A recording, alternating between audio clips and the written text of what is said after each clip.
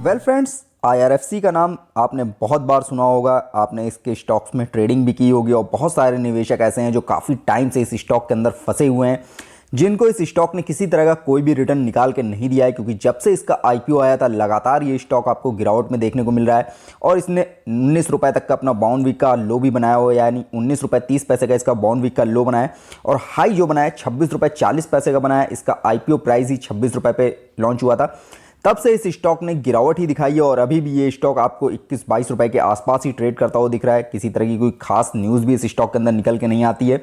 Company से उम्मीद बस डिविडेंड से की जाती है कि कंपनी साल में 2 बार डिविडेंड प्रोवाइड करती है, तो हर बार कंपनी का डिविडेंड अट्रैक्टिव आना चाहिए। तो बट इस बार जो कंपनी ने लास्ट डिविडेंड प्रोवाइड किया है 15 जुलाई अनाउंसमेंट डेट रखी गई थी, उसके बाद रिकॉर्ड डेट जो रखी गई 15 सितंबर रखी गई। तब से अब तक किसी भी तरह का कोई डिविडेंड निवेशकों को नहीं मिला है। क्या डिविडेंड कंपनी देना ही नहीं चाहती है या कंपनी का डिविडेंड आएगा बट लेट आएगा, ये सारी चर्चा अभी फिलहाल करेंगे विस्तार से आगे वीडियो में आखिरी तक बने रहेगा। फिलहाल अगर इस कंपनी के फंडामेंटल की बात करें, 1986 से ये कंपनी वर्क कर रही है। स्मॉल कैप कंपनी है, मार्केट कैप 27,000 करोड़ के आसपास का है। रेलवे को फाइनेंस करती है कंपनी। रेलवे इससे कर्ज लेता है और अपने सेक्टर का विस्तार करता है। रेलवे को फाइनेंस करती है, जहां NPA होने की संभावनाएं बिल्कुल कम है, ना के बराबर संभावनाएं। यानी कंपनी का जो कर्ज है वो डूबेगा नहीं, कंपनी को कर्ज के बदले ब्याज सहित रकम मिलती रहेगी और एक अच्छा पोर्टफोलियो कंपनी का जनरेट होगा। बट इसके लिए आपको लॉन्ग टर्म का माइंडसेट रखना पड़ेगा, क्योंकि स्टॉक के अंदर काफ़ी अच्छी न्यूज़ भी निकल के आती हैं बट उनका भी फायदा अभी स्टॉक प्राइस को मिलता हुआ नहीं दिख रहा है। जिसकी सबसे बड़ी वजह है कि स्टॉक के अंदर प्रमोटर्स के पास 86% से ज़्यादा की होल्डिंग है, जिसे 3 साल के अंदर कंपनी को कम करना था। 2 साल का समय बीतने वाला है, अभी भी 1 साल का समय बचा हुआ है। जब तक प्रमोटर्स अपनी होल्डिंग कम नहीं करते हैं, OFS लेके नहीं आते हैं, तब तक इस स्टॉक में बहुत ज़्यादा तेजी आने की संभावनाएं बहुत कम है।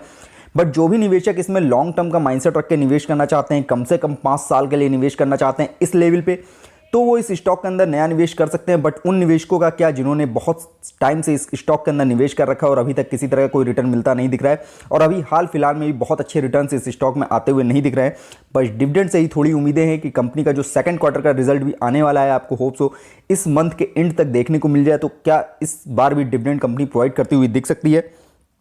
फिलहाल कंपनी ने अपनी ट्रेडिंग विंडो को 28 सितंबर को ही क्लोज कर दिया, यानी इनके एम्प्लॉयज़ इस स्टॉक की ट्रेडिंग नहीं कर सकते हैं, क्योंकि कंपनी का सेकंड क्वार्टर का रिजल्ट पेंडिंग है और आपको अक्टूबर के आखिरी के पहले तक इस स्टॉक का रिजल्ट आता हुआ दिख सकता है। और होप्स हो कंपनी उसमें आपको अच्छा डिविडेंड भी अनाउंस करती हुई दिखे, क्योंकि कंपनी 2 बार डिविडेंड अनाउंस करती है और कंपनी का एक डिविडेंड अभी अनाउंस हुआ है, एक डिविडेंड अनाउंसमेंट होना अभी बाकी है। फिलहाल इस स्टॉक के अंदर कम्युनिटी सेंटीमेंट क्या कहता है, नॉर्मल पब्लिक की क्या राय है, इस समय 75% सेल कॉल दी जा रही है, 25% बाय कॉल दी जा रही है। यानी नॉर्मल निवेशक जो है वो इस समय बेचना इस स्टॉक को पसंद कर रहा है, क्योंकि इस स्टॉक के अंदर किसी तरह का कोई खास रिटर्न उसको मिलता हुआ नहीं दिख रहा है। सिर्फ 25% ही बाय कॉल निकल के आ रही है, यानी 25% ही निवेशक ऐसे हैं जो इस स्टॉक में खरीदारी करना चाह रहे हैं। कंपनी के फंडामेंटल में अगर आप देखेंगे तो कंपनी के ऊपर जो लायबिलिटीज़ हैं उनको पूरा करने के लिए कंपनी के पास सफिशिएंट कैश है, यानी कंपनी का जो मार्केट कैप है, कंपनी का रिजर्व कैश है, वो काफ़ी अच्छा बेहतरीन कैश रिजर्व बना हुआ है। यानी कंपनी के ऊपर किसी भी तरह के नुकसान होने की संभावनाएं कम है। अगर लॉन्ग टर्म का माइंडसेट आप रखते हैं, एक अच्छे निवेश करना चाहते हैं, एक अच्छे स्टॉक में निवेश करना चाहते हैं, तो ये स्टॉक सबसे बेस्ट होगा। बट इस स्टॉक में आपको लंबा रुकना पड़ेगा, कम से कम 5 साल का माइंडसेट लेके चलना पड़ेगा। कंपनी की अर्निंग काफ़ी अच्छी निकल के आ रही है, कंपनी काफ़ी अच्छा रेवेन्यू और अर्निंग जनरेट कर रही है। इस समय कंपनी का 3 साल का रेवेन्यू काफ़ी ज़्यादा बेहतरीन देखने को मिला है। पी रेशियो इसका अगर आप देखेंगे 4.59% देखने को मिल रहा है। पीवी रेशियो इसका 0.68 है। सेक्टर डिविडेंड कंपनी का काफ़ी ज़्यादा अट्रैक्टिव निकल के आता है, 6.54% डिविडेंड देती है कंपनी। सेक्टर पी इसका 20.81 है, सेक्टर पीवी 2.16 है। सेक्टर डिविडेंड की बात करें 0.91% देखने को मिलता है। यानी ओवरऑल कंपनी का फंडामेंटल काफ़ी ज़्यादा स्ट्रॉन्ग है। कंपनी के अंदर जिस तरह से रणनीति बन रही है, कंपनी की स्टॉक प्राइस में अच्छी उसका फायदा मिलता हुआ नहीं दिख रहा है। बट अगर लॉन्ग टर्म का नजरिया रखा जाएगा तो ये स्टॉक एक अच्छा रिटर्न प्रोवाइड करेगा। फिलहाल ये स्टॉक 21 रुपये 50 पैसे पर रन कर रहा है, 70 पैसे की ग्रोथ देखने को मिल रही है। अभी स्टॉक अभी रन कर रहा है। हाई जो इसका बाउंड वीक का बना हुआ है 26 रुपये 40 पैसे का है, लो 19 रुपये 30 पैसे का बना हुआ है। 1 साल में भी इस स्टॉक ने किसी तरह का कोई रिटर्न नहीं दिया, 9.5% के आसपास की गिरावट में ही देखने को ये स्टॉक मिल रहा है। बट सबसे अच्छी चीज़ है कि ये लो रिस्क कंपनी है, यानी इस स्टॉक में निवेश करने पे जोखिम की संभावनाएं बहुत कम रहती हैं। यानी जो भी निवेशक रिस्क नहीं लेना चाहते हैं, एक सेफ स्टॉक के अंदर निवेश करना चाहते हैं, लॉन्ग टर्म के लिए निवेश करना चाहते हैं, तो ये ऑप्शन उनके लिए सबसे बेटर हो सकता है। कंपनी का जो रिजल्ट निकल के आता है काफ़ी ज़्यादा बेहतरीन देखने को मिलता है। रेवेन्यू कंपनी का जो जून क्वार्टर का निकल के आया है 5,627 करोड़ का है। नेट प्रॉफिट 1,661 करोड़ का है। अर्निंग पर शेयर देखेंगे तो ₹1.27 निकल के आ रही है। लास्ट के क्वार्टर से कंपेयर करेंगे काफ़ी ज़्यादा बेहतरीन देखने को मिल रहा है। सेकंड क्वार्टर का रिजल्ट पेंडिंग है। सेकंड क्वार्टर का रिजल्ट फर्स्ट क्वार्टर से भी ज़्यादा बेहतरीन आता हुआ आपको दिख सकता है। कंपनी के फाइनेंशियल ट्रेंड स्कोर को देखेंगे, लास्ट के 3 मंथ पहले जो 10 पे रन कर रहा था उसमें गिरावट देखने को मिली, 4 पे आया, बट इस समय जिस हिसाब से अभी पॉजिटिव माहौल बना हुआ है +7 पे मूव करता हुआ दिख रहा है। क्वार्टर 2 का रिजल्ट अगर बेहतरीन देखने को मिलता है तो आपको इसका पॉजिटिव स्कोर भी काफ़ी ज़्यादा ऊपर तक जाता हुआ दिख सकता है। कंपनी का फाइनेंशियल ट्रेंड देखेंगे, जबरदस्त तेजी से ग्रोथ करती हुई कंपनी दिख रही है, फिर भी इस स्टॉक में ग्रोथ होती हुई नहीं दिख रही है। बट कंपनी के जो आंकड़े हैं ये फ्यूचर के लिए काफ़ी अच्छे शानदार आंकड़े हैं। फ्यूचर में इस स्टॉक का रेंज काफ़ी ज़्यादा हाई जा सकता है, क्योंकि कंपनी की जिस तरह से परफॉर्मेंस देखने को मिल रही है, हर साल कंपनी का रेवेन्यू और नेट प्रॉफिट बढ़ता हुआ दिख रहा है। जोखिम इस स्टॉक के अंदर बिल्कुल नहीं है। बस इतनी ही बात है कि इस स्टॉक का OFS जब तक नहीं आ जाता है, कंपनी अपनी होल्डिंग कम नहीं कर सकती है, तब तक इस स्टॉक में अभी बहुत ज़्यादा ग्रोथ देखने को नहीं मिलेगी। बट जैसे ही कंपनी अपनी होल्डिंग कम करेगी, OFS लेके आएगी, इस स्टॉक में ज़बरदस्त तेज़ी देखने को मिलेगी आपको। कंपनी का जून क्वार्टर को अगर ईयर ऑन ईयर बेस से कंपेयर करेंगे तो रेवेन्यू में 11% से ज़्यादा ही ग्रोथ थी, नेट इनकम में 10% से ज़्यादा ही ग्रोथ थी, टोटल अर्निंग पर शेयर में भी 10% से ज़्यादा ही ग्रोथ थी। बट नेट प्रॉफिट मार्जिन में आपको गिरावट देखने को मिली। बट ओवरऑल कंपनी का रिजल्ट काफ़ी ज़्यादा बेहतरीन देखने को मिला था। होल्डिंग्स की बात करें, प्रमोटर्स के पास इस समय 86% से ज़्यादा की होल्डिंग है। इसी होल्डिंग को प्रमोटर्स को कम करना है। 3 साल का समय है कंपनी के पास, अभी 1.5 साल से ज़्यादा का समय बीता है।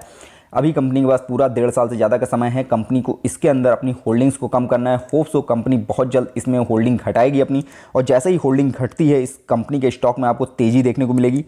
FIs का निवेश इसके अंदर 1.02% का है। DIs के पास 3.26% की होल्डिंग है। म्यूचुअल फंड्स के पास 2.04% की होल्डिंग है। म्यूचुअल फंड्स ने लास्ट के क्वार्टर से सेम होल्डिंग बना के रखी है। DIs ने अपनी होल्डिंग को बढ़ाया है। म्यूचुअल फंड्स ने अपनी होल्डिंग को पॉइंट परसेंटेज में घटाया है। बट ओवरऑल अभी भी अच्छा पैटर्न बना हुआ है। बट जैसे जैसे ये होल्डिंग प्रमोटर्स की कम होती जाएगी, FIs, DIs और म्यूचुअल फंड्स का निवेश इस स्टॉक में आपको बढ़ता हुआ दिखेगा। इस स्टॉक के अंदर अगर टॉप होल्डर्स की बात करें तो प्रेसिडेंट ऑफ इंडिया यानी प्रमोटर्स के पास करीब 86% की होल्डिंग है। गवर्नमेंट की होल्डिंग इसमें 86% की बनी हुई है। सरकारी कंपनी है एक। HDFC ग्रुप के पास 1.62% की होल्डिंग है। HDFC सबसे बड़ा होल्डर है इस कंपनी का इस समय। रिकॉर्ड डेट जो डिविडेंड की रखी गई थी 15/9/2022 रखी गई थी। 15/10 आने वाली है और डिविडेंड अभी तक निवेशकों को नहीं मिला है। बट उम्मीद की जा रही है कि ये डिविडेंड इस महीने के आखिरी से पहले आपको मिल सकता है, यानी 30 अक्टूबर से पहले ये डिविडेंड आपके खातों में आता हुआ दिख सकता है, क्योंकि रिकॉर्ड डेट से 1 महीने का समय ही रखा जाता है डिविडेंड प्रोवाइड करने का, और अभी तक निवेशकों को डिविडेंड नहीं मिला है। डिविडेंड देने में कंपनी थोड़ी सी देरी कर रही है। होप सो अक्टूबर के आखिरी तक आपको डिविडेंड देखने को मिल जाए। कंपनी ने अब तक 3 डिविडेंड प्रोवाइड किए हैं। कंपनी साल में 2 बार डिविडेंड प्रोवाइड करती है। कंपनी का ये अभी पहला डिविडेंड निकल के आया था इस साल का, दूसरा डिविडेंड आना बाकी है। तो होप सो सेकंड क्वार्टर के रिजल्ट के साथ आपको कंपनी डिविडेंड प्रोवाइड करती हुई दिख सकती है, और इस बार का डिविडेंड अच्छा आता हुआ दिख सकता है। 63 पैसे से बेहतरीन डिविडेंड देती हुई कंपनी दिख सकती है। फिलहाल इस स्टॉक के अंदर सिर्फ एक एनालिसिस द्वारा स्ट्रॉन्ग बाय की कॉल दी जा रही है, यानी खरीदारी करने की सलाह दी जा रही है। एंट्री पॉइंट के लिहाज से ये स्टॉक इस समय सबसे बेस्ट लेवल पे चल रहा है खरीदारी करने के लिए। कंपनी में किसी तरह का कोई रेड फ्लैग भी नहीं लगा हुआ है। कंपनी किसी तरह के ASM या JSM लिस्ट में नहीं है। करंट प्राइस वैल्यू जो है इसका मार्केट वैल्यूएशन के हिसाब से काफ़ी ज़्यादा कम है, यानी इस लेवल पे इस स्टॉक के अंदर निवेश किया जा सकता है। रिटर्न ऑफ इक्विटी FD से ज़्यादा बेहतर देखने को मिल रहा है इस समय। कंपनी का जो अब तक का रिटर्न आया है, अगर 1 साल का रिटर्न को देखेंगे तो 9% से ज़्यादा की गिरावट देखने को मिली है। 3 महीने में इस स्टॉक ने 7% का रिटर्न दिया है। 1 महीने में 6% की गिरावट है। एक दिन में 0.23% की गिरावट है। ओवरऑल अगर लॉन्ग टर्म का माइंडसेट नहीं है आपका तो इस स्टॉक से आपको दूर रहना चाहिए। बट अगर लॉन्ग टर्म का माइंडसेट रखते हैं, 5 साल के लिए 3 साल के लिए निवेश करना चाहते हैं, तो इस लेवल पे भी इस स्टॉक को आप पिक कर सकते हैं। शॉर्ट टर्म का नजरिया है तो अभी बहुत अच्छे रिटर्न इस स्टॉक के अंदर निकल के नहीं आ रहे हैं। पीवेट लेवल की बात करें, स्टार्टिंग के फर्स्ट टारगेट्स क्या हैं, सपोर्टिंग टारगेट क्या है, तो पहला टारगेट ₹21.42 का है, दूसरा ₹21.48 का है, तीसरा ₹21.63 का है। स्टॉक जिस तरह से अभी ट्रेड कर रहा है, स्टॉक ने अपना दूसरा लेवल ब्रेक किया हुआ है। उम्मीद है कि तीसरा लेवल भी ये ब्रेक करेगा आने वाले दिनों में। सपोर्टिंग टारगेट जो है इसके ₹21.27, ₹21.18, तीसरा टारगेट ₹21.33 का है। स्टॉक अभी आपको बहुत ज़्यादा हाई रेंज तक जाता नहीं दिखेगा, बट ये स्टॉक आपको 21 से 22 रुपये के बीच में ही मूव करता हुआ दिखेगा।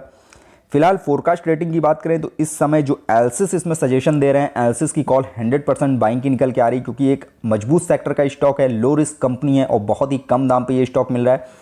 लॉन्ग टर्म का माइंडसेट रखते हैं तो इस स्टॉक में आप इस लेवल पे निवेश कर सकते हैं। फ्रेंड्स, ये वीडियो मैंने सिर्फ आपकी नॉलेज नॉलेज पर्पज से बनाया है। किसी भी तरह का निवेश करने से पहले अपने फाइनेंशियल एडवाइजर की सलाह जरूर ले लें। फ्रेंड्स वीडियो पसंद आया तो लाइक कमेंट करके जरूर बताइएगा। फ्रेंड्स वीडियो देखने के लिए बहुत बहुत धन्यवाद।